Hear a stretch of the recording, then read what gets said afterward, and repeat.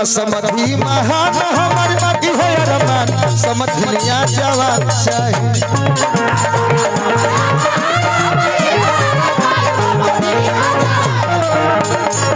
सुना समधी महान हमार इहो अरमान समधिया जवान चाहिए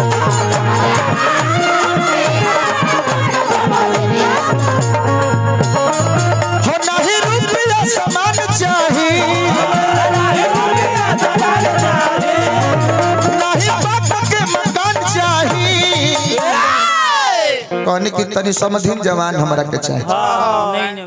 सुना समधी महान हमार इहे अरमान समधिया जवान चाहिए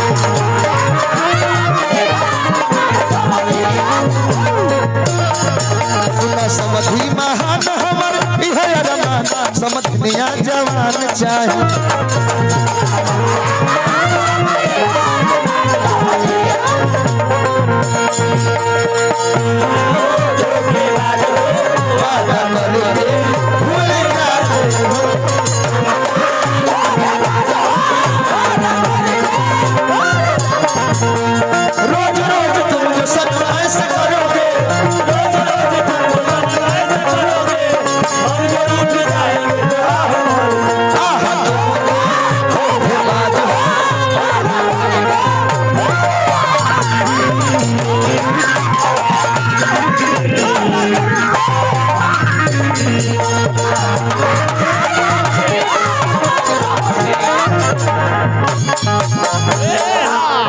समधिनिया जवान चाहिए ना चाहिए हमारा के कूलर और टीवी पढ़ा लिखल चाहिए हमारा बबुआ के बीबी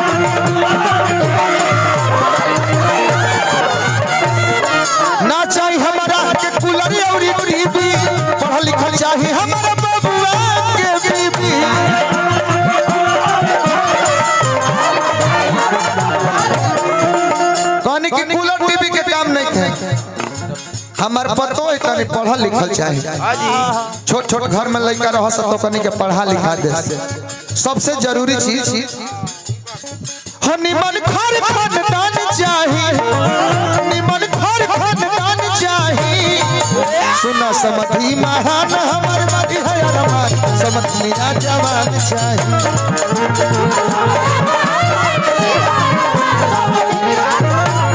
सुना समधी महान हमार इहे अरमान समधिया जवान चाहिए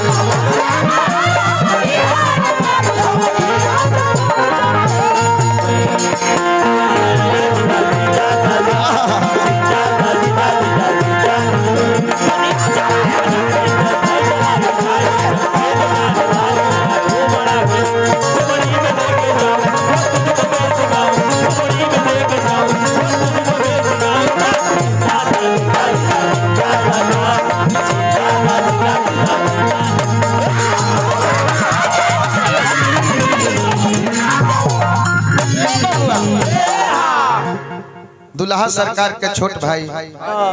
अगुआ के फरका ले जाके अपना दिल के बात दुल्हा के भाई कहले कि अगुआ महाराज तने हमरो बात सुन ली ना चाहिए हमनी के कुछ दहेज में भौजी के राखम जा अपना दहेज में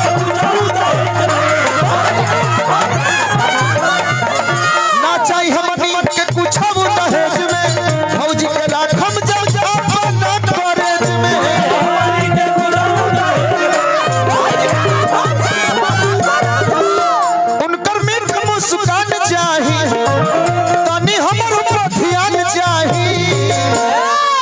सबसे जरूरी बात सुना अगुआ महान हमारी है अरमान एगो साली सयान चाहिए सुना अगुआ महान हमारी है अरमान एगो साली सयान